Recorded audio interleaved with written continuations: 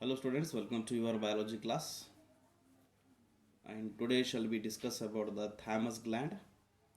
It is a bilobed gland located between the lungs, behind the sternum. Sternum is the one bone in between the lungs, sternum, behind the sternum. You can see the thymus on the ventral side of the aorta.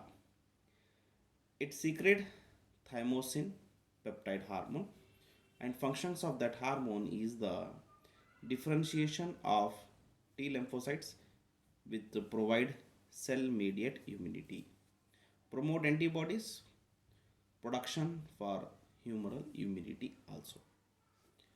Thymus is degenerative old in old individuals, so production of thymosin decreases. As a result, immune responses of the old person become weak.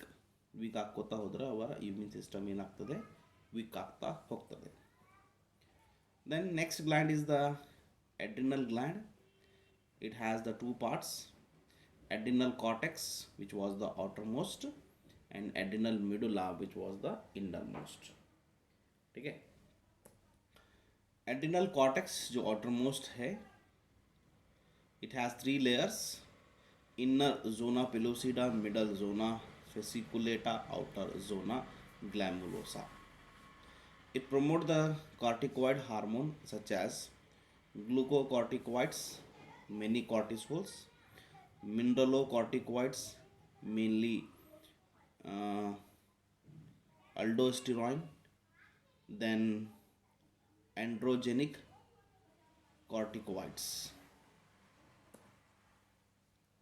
Glucocorticoids involves in carbohydrate metabolism, stimulate glycogenesis, lipolysis and proteolysis, inhibit cellular uptake and utilization of amino acids, maintaining cardiovascular system, kidney functions.